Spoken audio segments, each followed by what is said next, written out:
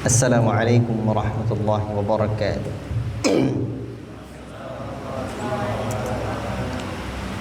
Innal hamdalillah nahmaduhu wa nasta'inuhu wa nastaghfiruh wa na'udzu billahi min shururi anfusina wa min sayyiati a'malina. Man yahdihillahu fala mudilla lahu wa man yudlil fala hadiya lahu. Asyhadu an la ilaha illallah wahdahu la syarika lah wa asyhadu anna Muhammadan abduhu wa rasuluh. Ya ayyuhalladzina amanu taqullaha haqqa tuqatih wa la tamutunna illa wa antum muslimun. Ya ayyuhan nasu taqu rabbakum alladzi khalaqakum min nafsin wahidah وخلق منها زوجها وبث منهما رجالا كثيرا ونساء واتقوا الله الذي تساءلون به والأرحام إن الله كان عليكم رقيبا يا أيها الذين آمنوا اتقوا الله وقولوا قولا سديدا يصلح لكم أعمالكم ويغفر لكم ذنوبكم ومن يطع الله ورسوله فقد فاز فوزا عظيما. أما بعد فإن أصدق الحديث كتاب الله وخير الهدي هدي محمد صلى الله عليه وسلم وشر الأمور محدثاتها وكل محدثة بدعة وكل بدعة ضلالة وكل ضلالة في النار. Ayuhal ikhwah, para talabatul ilmi sekalian yang dirahmati oleh Allah Subhanahu wa ta'ala dari sayyidina Rasulullah sallallahu alaihi wasallam. Kita lanjutkan apa yang dilakukan, apa yang disebutkan oleh Al-Imam Az-Zarnuji rahimahullahu ta'ala di dalam kitabnya Ta'limul Muta'alim di bab terakhir ini. Wa isbaghul wudu, menyempurnakan wudu. Sekali lagi bahawa apa yang beliau sebutkan terkait hal ini menambah rizki, maka tidaklah sahih dengan makna tidak ada dalil secara khusus. Namun kalau secara umum bahawa semua ketaatan akan melapangkan hidup, itu betul sekali. Apakah yang dimaksud dengan isbaghul wudu? Isbaghul wudu, ikhwati fillah barakallahu fikum, di dalam kitab-kitab para ulama yang disebut atau makna isbagh, ia adalah masdar dari fi'il asbagha, isbaghun ni'ami 'alal 'ibadi min fadlillahi. Disebutkan bahawa mana isbagh ya, menyempurnakan nikmat kepada hambanya. Artinya Allah melimpahkannya secara menyeluruh dan menyempurnakannya bagi mereka. Jadi isbaghun ni'ami 'alal ibad min fadlillah, menyempurnakan nikmat kepada hamba-hambanya di antara karunia Allah. Maknanya ghamruhum biha wa itmamuha 'alaihim, yaitu melimpahkan atau menyempurnakan rahmat bagi mereka. Jadi makna menyempurnakan atau isbaghul wudu adalah memenuhi hak setiap anggota wudu dalam pembasuhan secara sempurna. Di sini ada hadis-hadisnya tentang isbaghul wudu. An-Nu'aim al-Mujmir an Abi Hurairah radhiyallahu ta'ala anhu an Nabi sallallahu alaihi wasallam qala inna ummati ya'tuna yawmal qiyamah ghurran muhajjalin min atharil wudu faman istata'a minkum an yutila ghurratahu falyaf'al وفي لفظ للمسلم وفي لفظ لمسلم رأيت أبا هريرة رضي الله تعالى عنه يتوضأ فغسل وجهه ويديه حتى كاد يبلغ المنكبين ثم غسل رجليه حتى رفع إلى الساقين ثم قال سمعت رسول الله صلى الله عليه وسلم يقول إن أمتي يأتون يوم القيامة غرا محجلين من أثر الوضوء فمن استطاع أن يطيل غرته فليفعل. طيب إخوتي في الله بارك الله فيكم.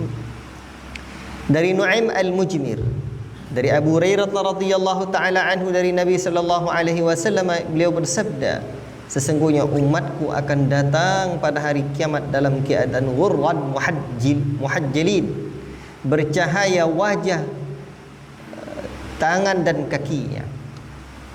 Kenapa? Karena bekas-bekas wuduk. Maka barang siapa di antara kalian yang mampu memperpanjang cahayanya, maka hendaklah ia lakukan. Dalam riwayat Muslim, aku melihat Abu Hurairah radhiyallahu taala anhu berwuduk, lalu ia membasuh wajahnya dan kedua tangannya hingga hampir mencapai pundak. Kemudian membasuh kedua kakinya hingga menaikkan basuhannya hingga kedua betisnya. Lalu aku berkata,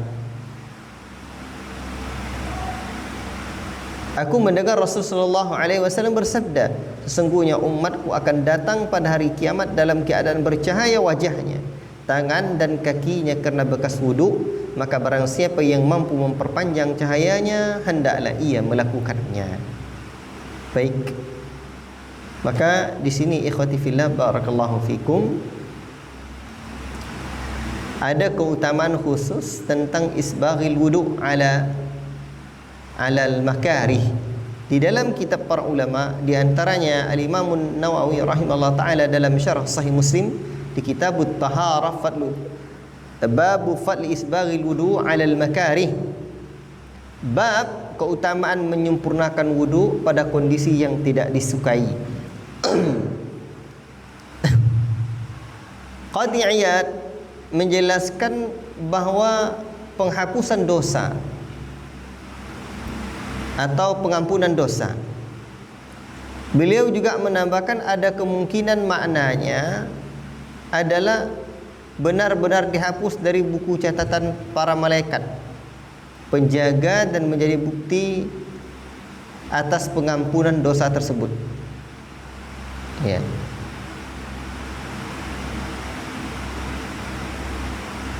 Sedangkan pengangkatan derajat bermakna meninggikan kedudukan di surga. Menyempurnakan wudu artinya menyelesaikannya secara paripurna. Kondisi yang tidak disukai mencakup situasi seperti cuaca yang sangat dingin, kondisi tubuh yang sedang sakit dan sejenisnya. Banyaknya langkah kaki diraih karena faktor jarak rumah yang jauh sehingga sulit menuju masjid. Adapun mengenai menunggu salat, ini uraian dalam kitab Nawawi ini tidak hanya tentang wuduk saja.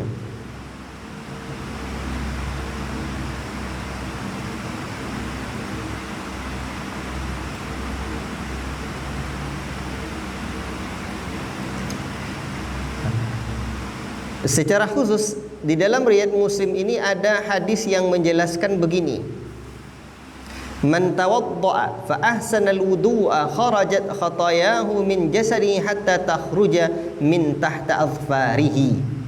Ini yang dimaksud tadi. Barang siapa yang berwuduk lalu ia menyempurnakan wuduknya, keluarlah kesalahan-kesalahannya dari jasadnya hingga keluar dari kuku-kukunya. Ajib. Demikian pula waqala idza tawadda al-'abdul muslimu aw al-mu'minu faghasala wajhahu kharaja min wajhihi kullu khati'atin nadhara ilaiha bi'ainaihi ma'al ma' aw ma'a akhari qatri al-ma' fa idza ghasala yadayhi kharaja min yadayhi kullu khati'atin kana batashatha yadahu ma'al ma' aw ma'a akhiri qatri al-ma' fa idza ghasala rijlaihi kharajat kullu khati'atin mashatha rijlahu ma'al ma' aw ma'a akhiri qatril ma' hatta yakhruja naqiyan minadz dzunub. wajiban. Wa sahha anhu alaihi salatu wassalam annahu qala wa la yuhafidhu al wudu illa mu'minun. Masya-Allah. Beliau juga bersabda, apabila seorang hamba muslim atau mukmin berwudu lalu membasuh wajahnya, maka akan keluarlah dari wajahnya setiap dosa yang lahir dari pandangan matanya bersama aliran air atau bersama tetesan yang terakhir.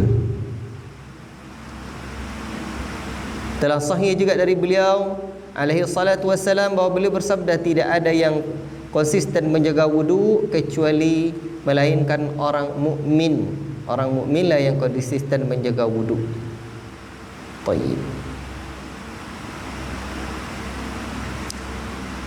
Ibn Baz juga pernah menjelaskan bahwa isbaghul wudu maknanya menyempurnakan setiap anggotanya. Wallahu taala a'lamu bissawab, ya.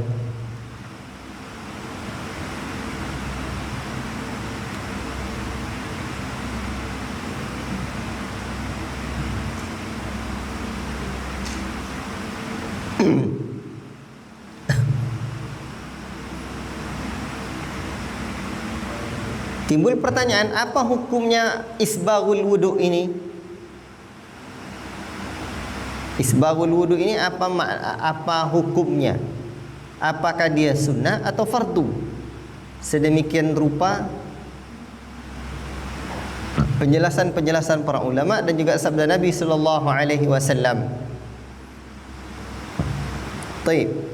Ini pernah ditanyakan juga kepada para ulama kita. Mereka menjawab begini.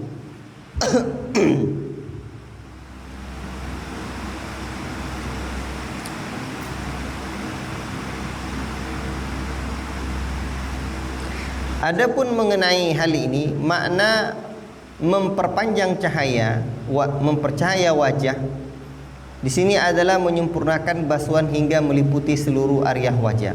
Adapun jika menambah basuhan di luar batas wajah seperti membasuh bagian kepala, maka tindakan tersebut merupakan bentuk sisipan dari Abu Hurairah yang telah dikenal berstatus mauquf, hanya saja sampai pada sahabat beliau.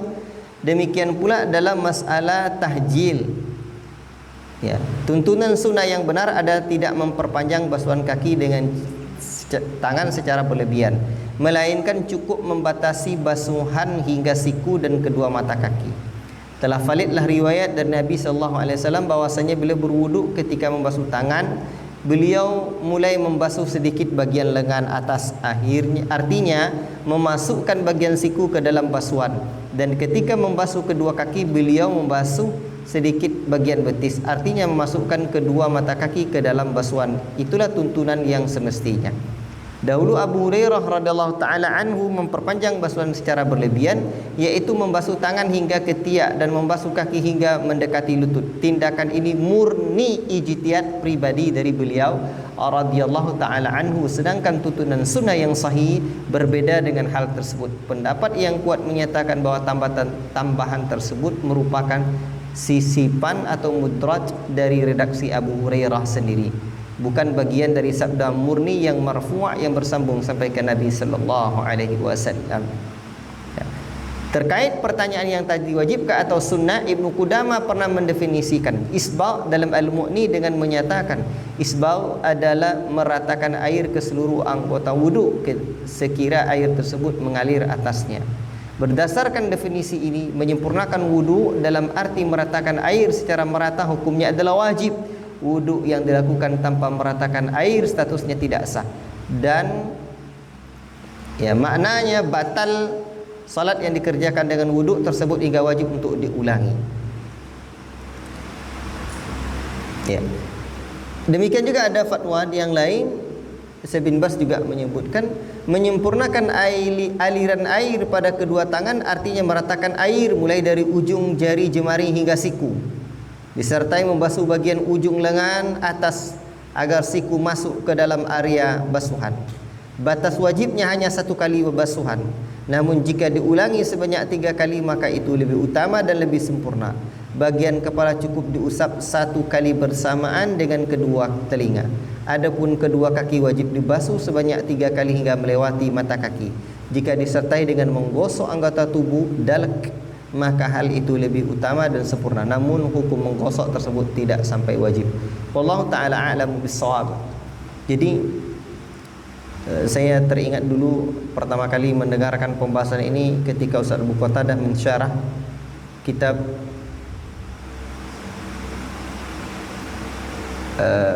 Umdatul Ahkam, ya. Ikhwati fillah barakallahu fikum. Ini ijtihadnya Abu Hurairah, membasuh sampai ke betis, membasuh sampai ke atas, hampir sampai ke ketiak itu. Itu ijtihadnya Abu Hurairah radhiyallahu taala anhu, tidak murni dari Nabi sallallahu alaihi wasallam. Maka kalau dilakukan dalam rangka mungkin tidak berlebih-lebihan dan sesekali seperti mencontoh Abu Hurairah, itu sah-sah saja. Namun makna isbaghul wudu wallahu taala alam bisawab, yang nyata bagi saya itu hanyalah menyempurnakan rukun-rukun, syarat-syarat, wajib-wajib dan sunnah-sunnahnya. Wallahu taala a'lamu bis-shawab. Demikian juga isbaghul wudu maknanya adalah berwudu pada waktu yang sulit, termasuk waktu dingin, waktu sakit, waktu yang sulit untuk berwudu. Wallahu taala a'lamu bis-shawab. Kemudian Al-Imam Az-Zarnuji mengatakan wassalatu bitta'zim, salat dengan mengagungkan salat itu. Jadi dengan mengagungkan salat itu banyak, mulai dari sebelum salat, sedang salat dan setelah salat. Dan pembahasan wassalatu bitta'zim ini banyak di sini. Ini menuntut kita sebaiknya untuk apa? Untuk mengkaji secara khusus tentang ta'zimus salat, dan sudah saya sebutkan pada daras sebelum-sebelumnya. Wal kiranu bainal haji wal umrah. Kiran di antara haji dan umrah. Apa yang dimaksud dengan kiran di sini? Begini ikhwati fillah. Maknanya melakukan haji dan umrah secara kiran. Apa itu kiran? Menggabungkan niat keduanya dalam satu ihram. Atau secara umum bermakna menggandengkan ibadah haji dan umrah, ya.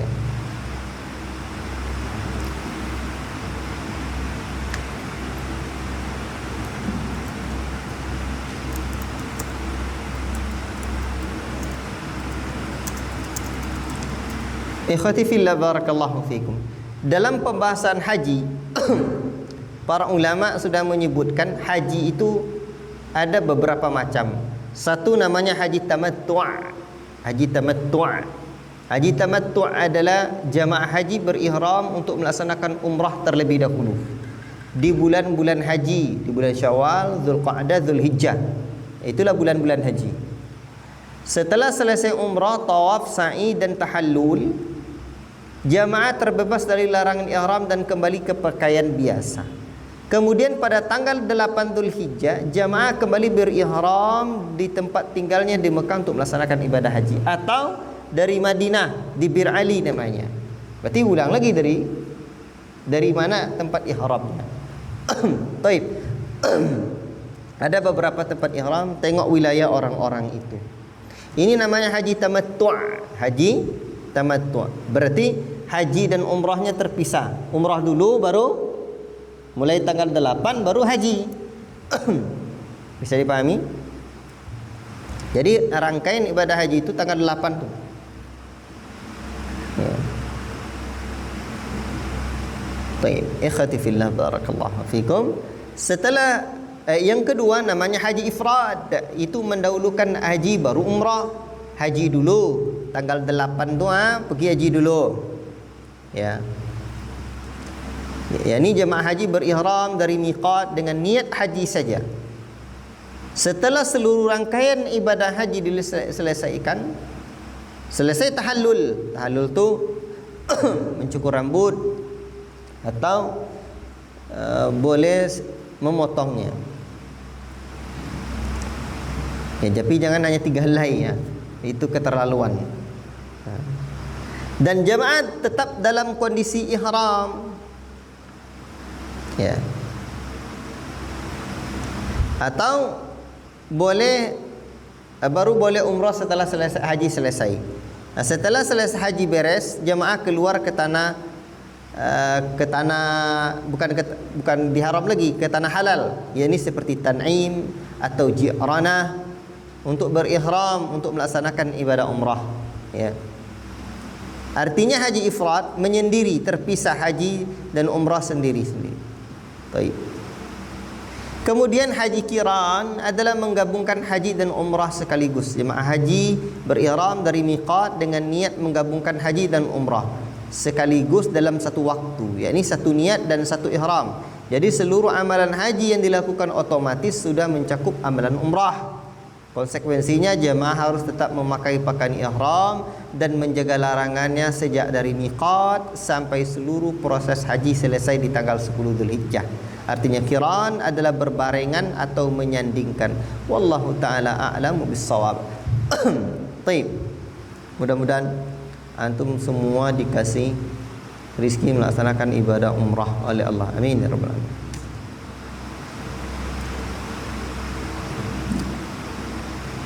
Wa hifzus sihhah, dan menjaga kesehatan. Dan menjaga kesehatan. Kalau di sini, kalau disebutlah haji dan menjaga kesehatan itu menambah rezeki, ini qadari ini berarti.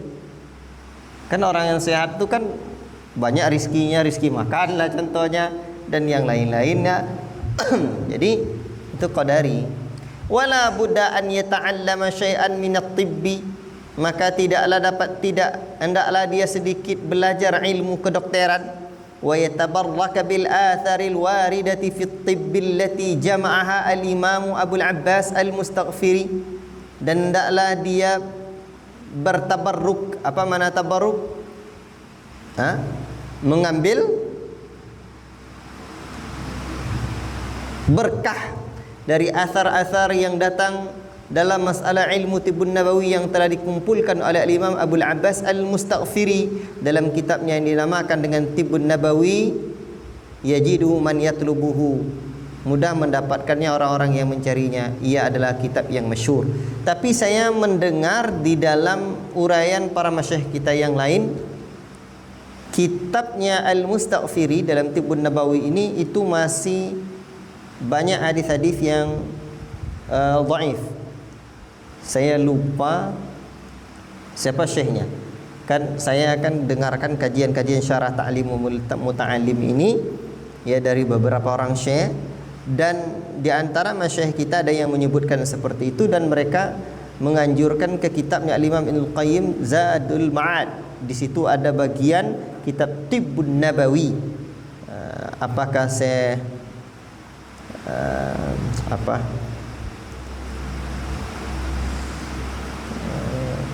ya saya lupa siapa syekhnya, cuman yang jelas para masyayikh kita juga. Baik, kitab Tibbun Nabawi. Dan pada waktu yang lalu saya sudah sampaikan kitab Tibbun Nabawi ini. Namun kan ilmu-ilmunya sedikit sudah saya sampaikan dulu ya. Sekarang kitab-kitabnya lagi yang mau saya sampaikan. Kan belum kemarin kan? Kitab-kitabnya. Baik, sekarang begini. Alhamdulillah saya sudah kumpulkan kitab-kitab Tibbun Nabawi ini, ya, dalam bahasa Arab. Sebentar. Ini ada tulisan saya.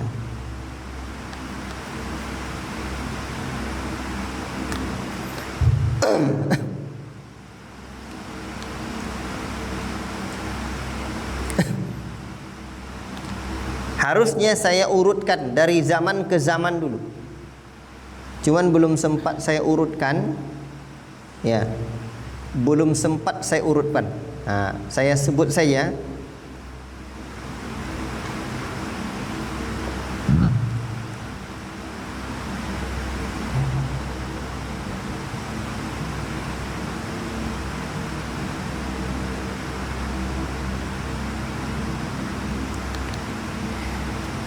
Kitab yang terkenal di dalam masalah Tibbun Nabawi adalah kitabnya Al-Imam siapa?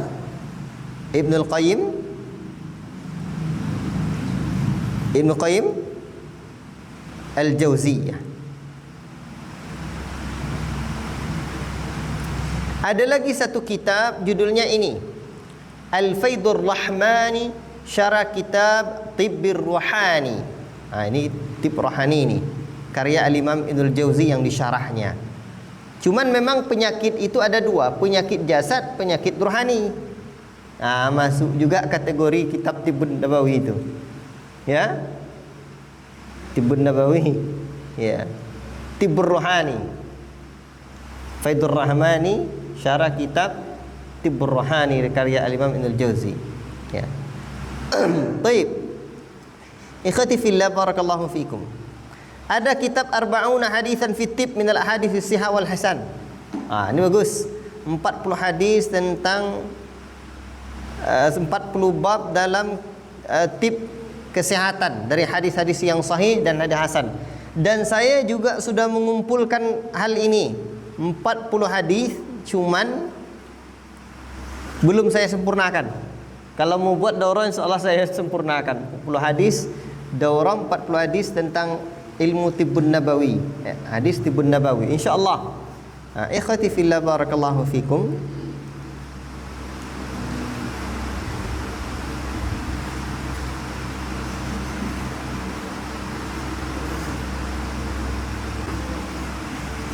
Perlu antum ketahui bahwa sebentar, saya punya tulisan ini tentang hal ini. Sebentar.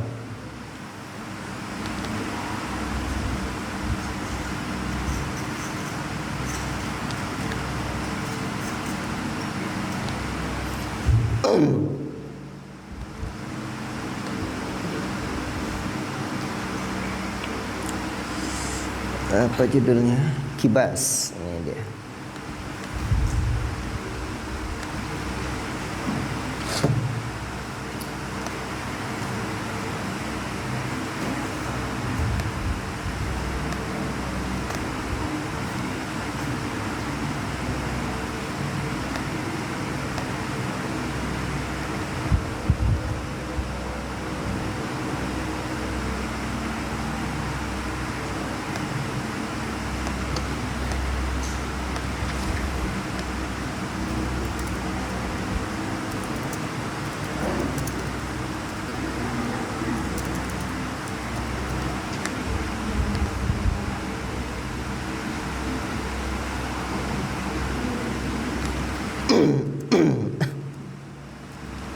Qadarullah tadi mana dia? Saya sudah mengumpulkannya.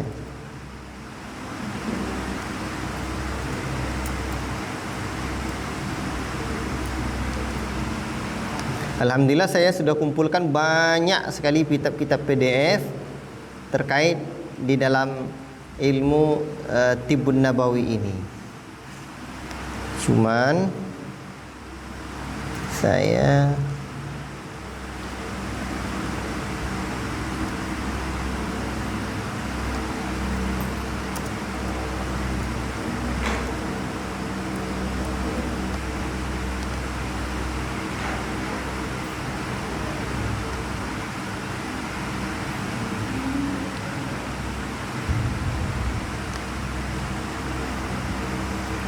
sebentar ya.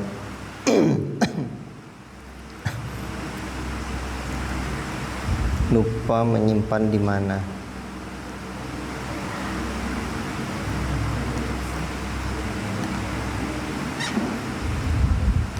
Baik, gini saja.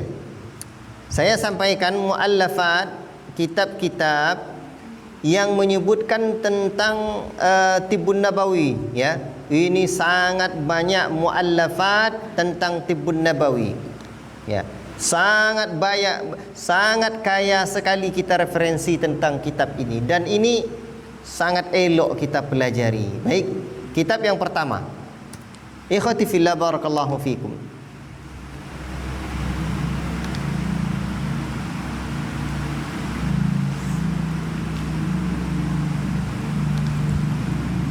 Ada kategori muallafat mustaqillah, kitab yang secara khusus menyebutkan tentang kitab tib ini.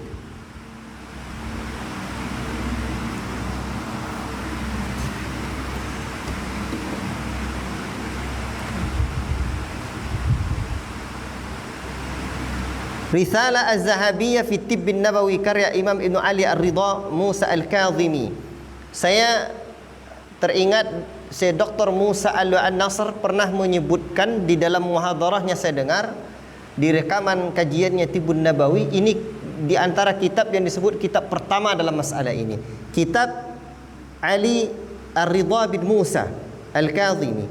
Beliau wafat tahun 203. Jadi di tahun 203 sudah ada kitab khusus yang berjudul Ar-Risalah Az-Zahabiyah fi Tibb Nabawi. Kemudian setelah itu ada kitab Tibbun Nabawi Abdullah bin Habib Al-Andalusi. Ya. Beliau wafat 238 Hijriyah. Ya. Ada lagi kitab Muhtasar fi Tibb karya Abdul Malik bin Habib Al-Andalusi. Ya. 238 juga wafatnya. Kemudian ada kitab At-Tibbun Nabawi karya Abu Bakar Ahmad bin Muhammad Ad-Dinawari yang dikenal dengan Ibnu Sunni, tahun 236 Hijriyah. Berarti abad ketiga ada, abad keempat ada. Kemudian ada lagi kitab Tibbun Nabawi karya Abul Qasim Al-Hasan bin Muhammad An-Naisaburi, 406 Hijriyah beliau wafat. Lalu ada kitab di tahun 430 Hijriyah beliau wafat, Tibbun Nabawi Al-Hafiz Abu Nu'aim Al-Asbahani. Ini kitab yang luas ini, yang mengumpulkan asar-asar. Ya. Cuman qaddarallah, kitab-kitab yang tadi itu ada yang masih mahtutat, ada yang dicetak. Kalau kitabnya Ar-Risalah Az-Zahabiyah fi Tibb tadi sudah ada cetakannya. Namun kalau yang Tibbun Nabawinya Abul Qasim Al-Hasan bin Muhammad An-Naisaburi masih mahtutat. Wallahu taala alam. Ada cetakannya. Tapi kalau Tibbun Nabawi Abu Nu'aim Al-Asbahani itu masih mahtutat. Wallahu taala alam. Demikian pun Tibbun Nabawi Ja'far bin Muhammad Al-Mustaghfiri. Ini sudah ada dicetak. Kemudian Risalatun fi Tibb Nabawi karya Ali bin Ahmad bin Hazm Al-Zahiri, Arba'un Tibbiyah Al-Mustakhrajah min Sunan Ibnu Majah. Kemudian pula ada kitab Tibbun Nabawi min Kitabi was Sunnah, Muwafaquddin Abdul Latif Al-Baghdadi. Yang tadi Risalah fi Tibbun Nabawi 456 Hijriah. Kemudian 40 hadis tadi 629 Hijriah. Kemudian yang terakhir ini juga 629 Hijriah. Ada lagi karya Al-Hafidh Diyauddin Al-Maqdisi 646 Hijriah, Tibbun Nabawi juga. Ahmad bin Yusuf At-Tifashi 651 Hijriah, Al-Syifa fi Tibbil Musnadi an Sayyidil Mustafa. Ada lagi tahun 597 Hijriah, Laqdul Manafi' fi Tibb Abul Farad bin Rahman Ibn Al-Jauzi. Demikian juga karya beliau Tibbur Ruhani. Berarti kitab beliau ini ada dua, ada namanya Laqdul Manafi' fi Tibb, ada Tibbur Ruhani Ibn Al-Jauzi. Masya Allah. Cuman kitabnya disebutkan ini makhtutatnya di Turki. Ya. Manuskripnya. Kemudian ada lagi Al-Ahkamun Nabawiyah fi Sina'ah Tibbiyah. Masya Allah. Demikian juga Tazkiratu fi Tibb Nabawi Badruddin Ibnu Jama'ah Al-Kinani, karya Imam Ibnu Jama'ah. Karya kitabnya di antara Tazkiratus Sami' wal Mutakallim. Masya Allah. Sayang masih makhtutat. Al-Imam Az-Zahabi Tibbun Nabawi, tapi seingat saya semasyhur mengkritiknya, bukan beliau yang punya. Walaupun teman sekelas kuliah saya menerjemahkan ini.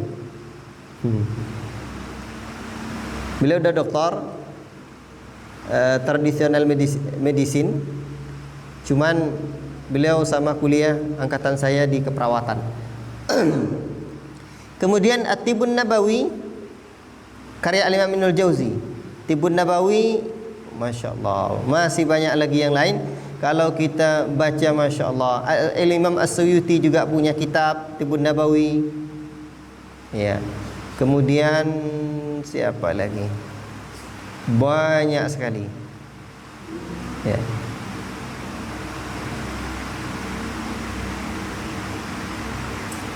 Di dalam kitab-kitab yang lain, tetapi ada fasal-fasalnya. Dalam Al-Imam Bukhari, dalam Sahih Bukhari juga ada bab ini. Tentunya Ibnu Hajar juga mensyarahnya dalam Fathul Bari. Al-Imam Nawawi juga mencantumkannya di dalam kitabnya Syarah Sahih Muslim. Al-Imam Tirmizi juga demikian, Syama'il Muhammadiyah juga. Ya.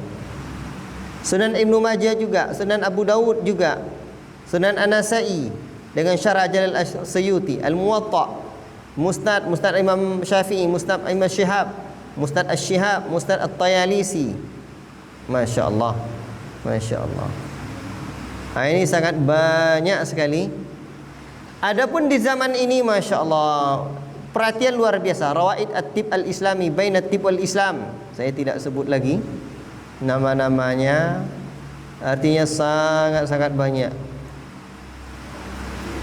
Ada juga yang terkenal yang menulis Dr. Muhammad Ali Al-Bar. Saya suka juga dengan tulisan beliau. Hal hunaka Tibbun Nabawi dan seterusnya. Ada yang bagus At-Tibbul Wiqa'i An-Nabawi. Ya. Saya pengen sekali ngajarkan bab ini. Ya. Rahasia-rahasia kesehatan dalam keseharian Nabi.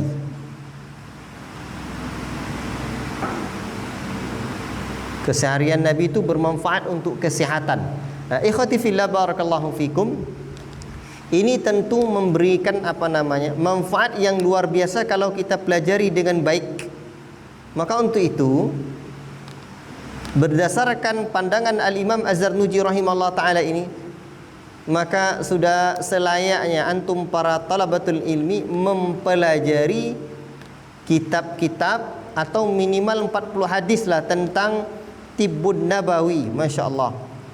Ya, biar memiliki fawaid, memiliki faedah dalam dunia kesehatan atau memahami dunia kesehatan sedikit untuk, seperti yang sebelum saya katakan, untuk apa? Mencegah. Ya. Sebentar, saya akan sebutkan. Saya sudah mulai menggarap satu tulisan judulnya Hikmah Kesehatan Hikmah Keseharian Nabi. Ini judulnya. Hikmah Keseharian Nabi. Ini judul tulisan yang saya garap. Hikmah meneladani keseharian Nabi dari bangun tidur hingga tidur lagi. Jadi tulisan ini ayyuhal ikhwah, ini adalah tulisan yang asalnya yang saya terinspirasi dari kitab At-Tibbun Nabawi Al-Wiqa'i. Tibbun Nabawi, tindakan preventif, tindakan penjagaan kesehatan. Ya. Syekh Sulaiman Ar-Ruhaili itu pernah menyebutkan ungkapan begini, dan sudah saya bawakan di dalam tulisan ini. Kata beliau begini: sesungguhnya agama Islam ini adalah agama yang mengumpulkan seluruh kebaikan. Tidak ada satu perkara yang baik melainkan ia ada dalam agama Muhammad, dan tidak ada satu perkara yang baik bagi hamba dunia akhirat melainkan telah datang dengan perkara tersebut dari Nabi, dan tidak ada satu perkara yang berbahaya dan merusak bagi hamba di dunia dan di akhirat melainkan Nabi menjelaskannya dan memperingatkannya.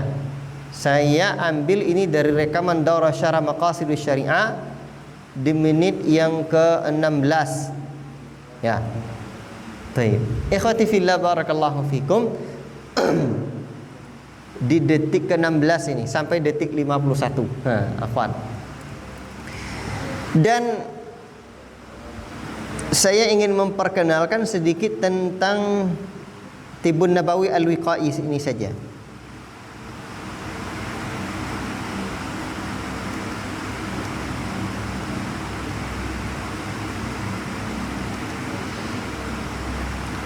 Tibbun Nabawi Al-Wiqai. Ini kitab sangat bagus sekali.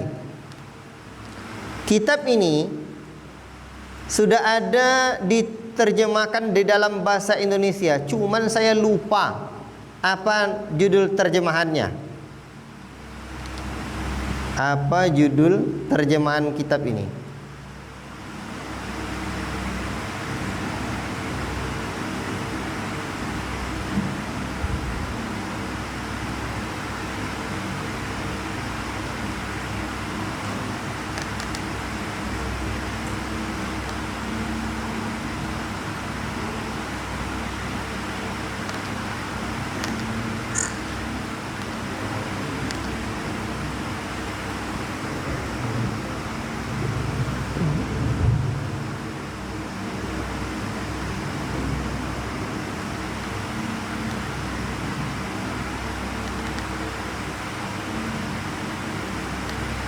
Kitab Tibbun Nabawi Al-Wiqai itu ditulis oleh Dr. Muhammad Ali Al-Bar dan Dr. Hisan Syamsi Al-Basha. Kitab ini Masya Allah, itu daftar isinya ini. Kandungan-kandungan kitab ini luar biasa.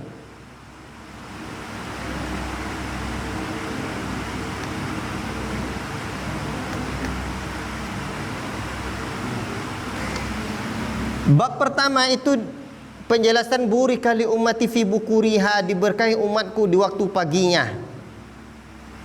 Baik. Di bab ini penulis membawakan bagaimana hikmah-hikmah kesehatan meneladani keseharian Nabi sejak mulai bangun pagi. Bangun pagi ini manfaatnya, ini manfaatnya, ini manfaatnya. Maka nanti setelah kajian kitab Ta'limul Muta'allim ini kita urutkan ini apa-apa poin-poin yang disebutkan oleh Imam Az-Zarnuji, maka kita pelajari. Ya, di antaranya kitab masalah ilmu kesehatan ini. Insya-Allah saya akan jadikan betul tulisan saya hikmah meneladani keseharian Nabi itu, ya. Hikmah keseharian Nabi. Apa tadi hikmah keseharian Nabi? Hikmah keseharian Nabi apa tadi?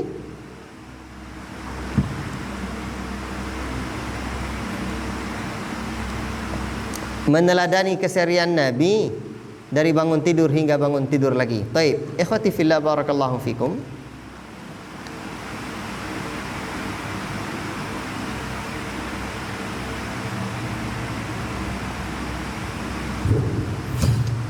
Kitab Tibbun Nabawi Al-Wiqai, Tibbun Nabawi tindakan preventif ini menariknya adalah itu disebutkan hadisnya, disebutkan lagi hikmah-hikmah kesehatannya. Kalau seperti yang kemarin, kalau tidur pagi ini masalahnya, kalau bangun pagi ini kesehatannya. Baik.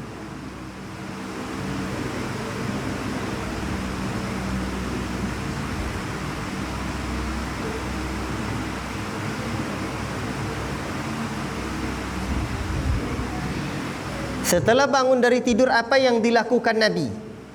Yang dilakukan Nabi adalah menyapu bekas tidur dari wajahnya, dari tangannya.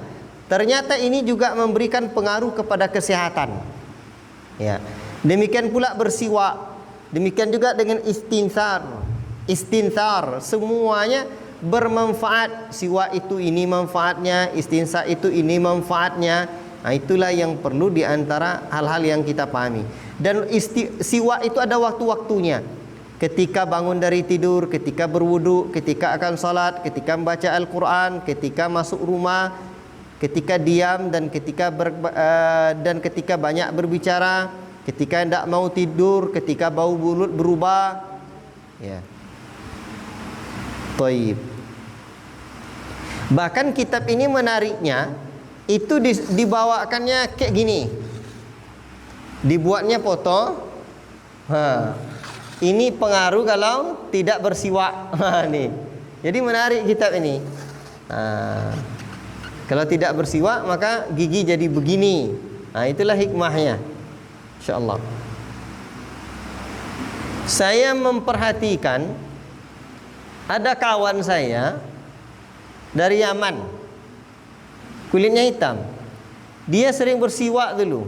Saya perhatikan sering bersiwak. Giginya putih. Kala gigi kita sering pakai apa? Sering pakai sikat gigi, pakai Pepsodent. Dia pakai siwak seringnya. Ya, giginya putih. Paham tu? Bahkan ada di antara guru saya di kalangan para masyayikh itu, seingat saya dia tidak punya sikat gigi kecuali siwak. Ajib kan? Tapi giginya sehat.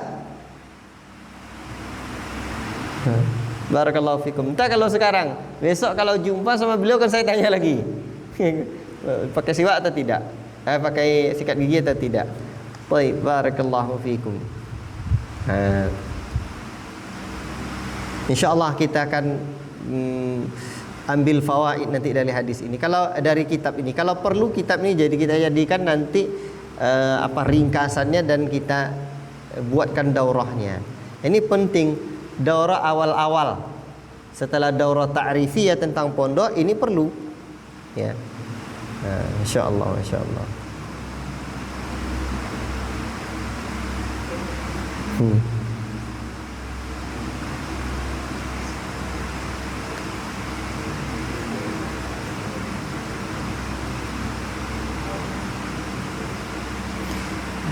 Ini kayu arak itu.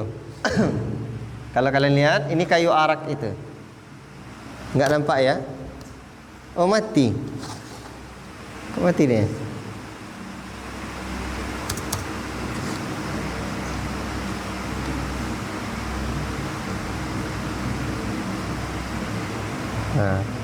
Jadi kayu siwak ini kayu arak, namanya kayu arak. Bukan, nih. Ini modelnya. Nampak? Ini modelnya kayu arak itu. Kayu arak. Jadi di dalam kitab ini Tibbun Nabawi Al-Wiqai ini dicantumkan kayak gini. Kan menarik itu kitab ini. Kemudian Masya Allah, itu betul-betul ilmiah kitab ini. Disebutkan betul ini kandungannya ini kandungannya ini gitu. Tentu menarik ya. Tentu jadi semangat kita pakai ini. Karena disebutkan lagi kandungannya itu. Masya Allah. Dulu memang aneh bagi saya ketika kita jumpai ada orang Arab tidak pakai apa-apa kecuali siwak, kayu arak maksud saya. Kan aneh kita tuh. Cuman memang kita terbiasa dari kecil tidak pakai ini, itu yang jadi masalah. Ya. Dan begini, coba antum bayangkan, Nabi itu kan bersiwak dianjurkan tadi berapa aja? Bangun tidur,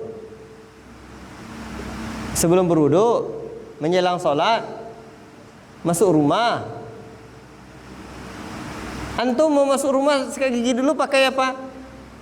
Paling banyak orang bersiwak pakai sikat gigi itu sehari semalam berapa?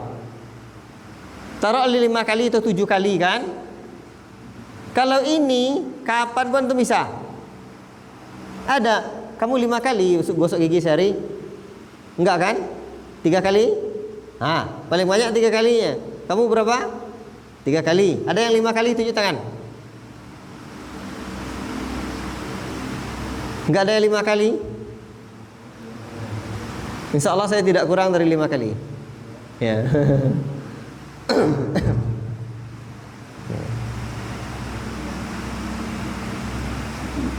Sering-sering lah.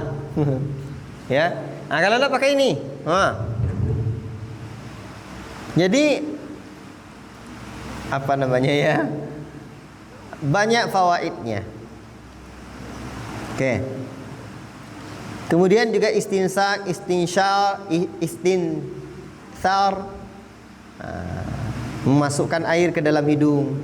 Itu memberikan pengaruh-pengaruh yang luar biasa.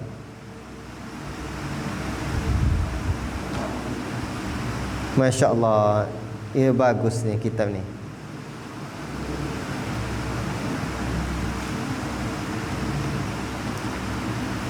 Saya lupa judul kitab ini, terjemahan dalam Indonesianya. Cuman ada kawan saya, kawan FB, dia perawat, tinggalnya di Jambi. Ya, dia juga punya terjemahan buku ini. Cuman lupa saya merek namanya apa. Cuman insya Allah bisa kita ambil fawaid dan kita buat versi kita nanti lagi insya Allah taala.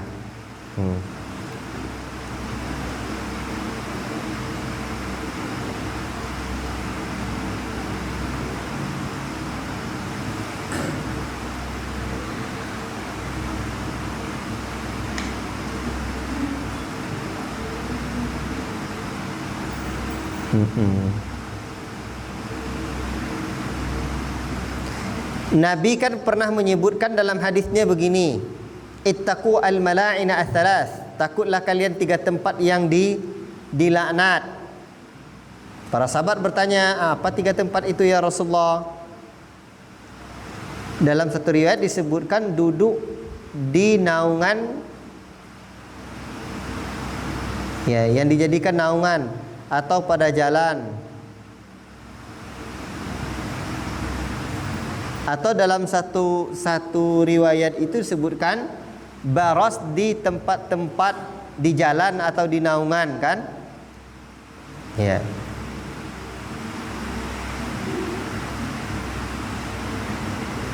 Dan ternyata ini ada dampak kesehatannya. Disebutkan oleh penulis di sini pengaruh-pengaruhnya dan disertainya, kumannya begini, ini begini. Dibuatnya gambarnya dalam kitab ini. Orang-orang cacingan itu ini pengaruh apa begitu.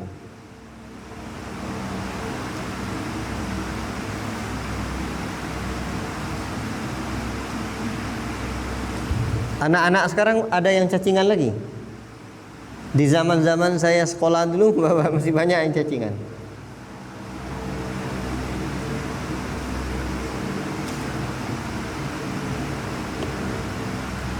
Baik, ikhwati fillah barakallahu fikum. Saya kira cukup di sini dulu.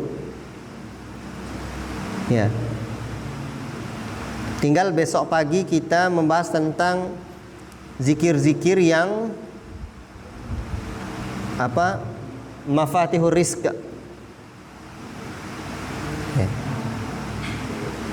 Baik, kita simpulkan dari apa yang disebutkan oleh Imam Zarnuji tentang bab ini, menjaga kesehatan hendaklah mempelajari ilmu kesehatan, dan saya sebutkan sebelumnya, dan ternyata banyak kitab-kitab dalam hal ini, ya. Makanya ilmu itu ada yang fardu ain, ada mustahab, ada fardu kifayah, ada mustahab.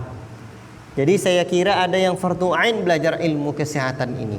Karena Allah Ta'ala mengatakan la tulqu aidikum ila tahluka, jangan campakkan dirimu menuju kebinasaan. Maka untuk itu, karena santri di asrama kan itu kotor kadang, masak entah seperti apa, ya, tangan tidak jelas dicuci, ya. Bahkan di dalam kitab Akhbarus Thiqala itu ada satu bab, dulu guru saya Sabibi Ihsan rahimahullah ta'ala, itu di antara orang sakil bertabiat jelek itu adalah orang setelah bersin dia terus salaman dia sama orang. Bisa paham maksudnya? Bersin dia, ditutupnya mulutnya dengan tangannya, lalu salaman dia dengan orang. Itu di antara orang yang bertabiat jelek. Ya. Di dalam ilmu kesehatan itu ada virusnya kan? Nah, itu tentu tidak baik. Nah, ini contoh-contoh. Nasi kalau dihinggapi lalat bagaimana dan seperti apa? Ya. Itu berbahaya sekali untuk kesehatan. Nah, pakaian juga demikian. Nanti kalau kalian berkurap misalkan, apa obatnya, itu juga mungkin perlu. Walaupun mungkin masuk dalam kategori mustahab, nah, itu perlu dipelajari. Karena memang pondok itu minimal belajar adab ibadat, kitab, silat, obat, debat. Ya kan? Ya, itu dipelajari di pondok. Debat untuk apa Ustaz? Ya, wajadilhum billatihi ahsan.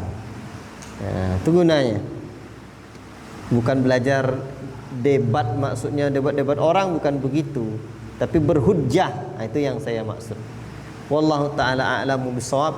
Wassallallahu wasallam ala nabiyina Muhammad. Insyaallah satu majlis lagi besok satu majlis lagi, dan kita khatam dan kita baca poin terakhirnya dan kita ambil fawaid dari kitab Mafatihur Rizki insyaallah taala. Wassallallahu wasallam ala nabiyina Muhammad wa ala alihi washabihi ajmain. Wassalamualaikum warahmatullahi wabarakatuh.